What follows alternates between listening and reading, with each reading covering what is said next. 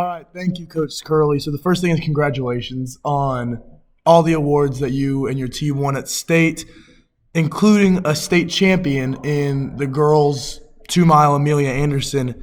Can you just describe how you and your team felt after having a state champion on your team? Well, thank you, Luke. It's been a great year. Obviously, we had some expectations returning two All-Staters in Bailey and Amelia to come to state. You're just hoping that things kind of play out as you expect and not have any negative, unexpected surprises. So really to talk about the race, Bailey took the lead, held the lead up until about 400, 600 meters left, and she ran to win. Bailey did, and she broke everyone else except for Amelia, who iron sharpens iron. They run together. Amelia just has a lot left, had a lot left on Monday. Ran a fantastic race and a courageous race to hang on, to be in that position to even be able to pass Bailey.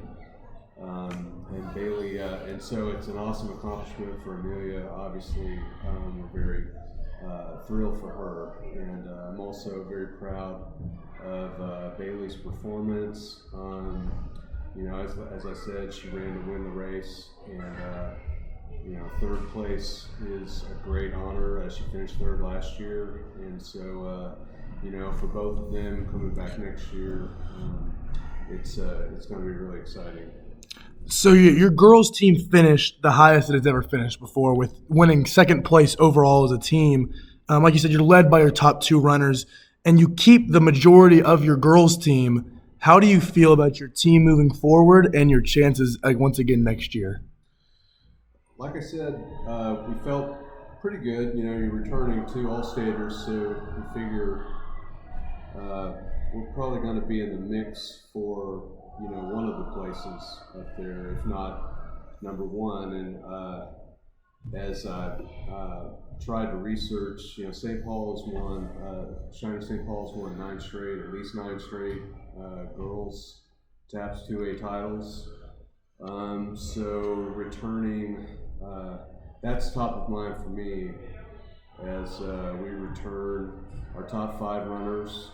Hopefully, they're all back next year. They're all able to come back. And so for the girls, the expectations are kind of are high for sure, but not just for Amelia and Bailey, but also for the younger runners and runners that are coming up to varsity also. We're going to work hard and prepare as best we can, but I think there's going to be some raised expectations, awareness of where all our runners need to be, from 1 through, hopefully we have 7 next year. I don't want to be greedy, but how that is. The boys, 3 of our top 4 finishers were freshmen. The fourth was our second finisher in the state race. Hunter is a sophomore. Our 5th finisher is Matthias, so we'd be a junior, so we'd be returning all 5 of those runners for next year. And they ran well. As compared to some of the other teams, they ran better. It's kind of a subtly challenging course, day to run. It's a long season. I think you have to keep that in mind. As for any sport, you're not as fresh or we were as healthy as we could possibly be, but you're tired mentally and physically. You're ready for just one more go, and both our boys and girls teams performed very well on Monday. And I feel like the boys team is just right on the cusp of something. They made a big jump from last year to this year.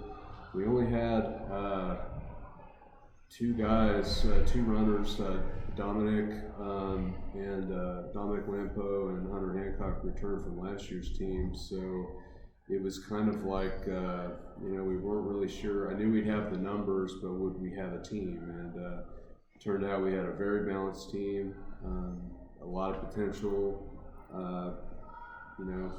Still have a lot to work on, but definitely feel like they're going to be in the mix too for one of those 1 through 4 plaques for years to come, hopefully.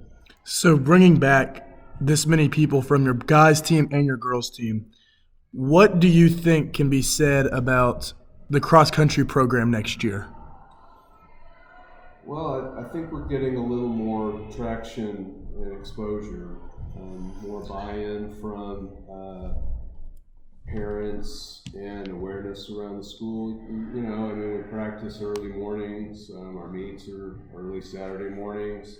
We only host one meet, so it's not like home games where you get a lot of eyes on you. So it's, but I think for those that have joined the program that are new to it, that they see a lot of benefits, not just from the running, from a fitness standpoint, but from the camaraderie of not just the runners and the coaches, but also the parents, and it's just really been a great experience. I'd also say that, as the expectations for the teams increase, I'd say that we kind of need to step it up also in our training and commitment also to track and field in the spring. We need runners who ran in the fall to run in the spring, and then to continue to train in the summer. And so that's kind of where we're building towards to get,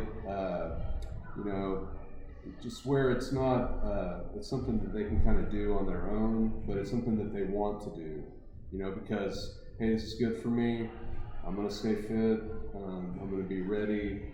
I'm not just going to step onto the track or, come to practice in the summer and try to get in shape, because as you know, it's pretty difficult in Texas summers to start that process without any foundation at all. So that's kind of where I feel a little more comfortable and kind of raising the bar a little bit on our expectations and our accountability and our commitment.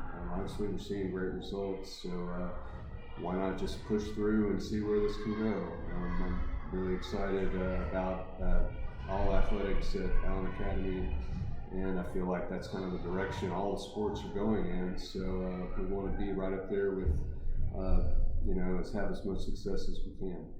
All right, thank you, Coach Curley, and congratulations. You got it. Thank you.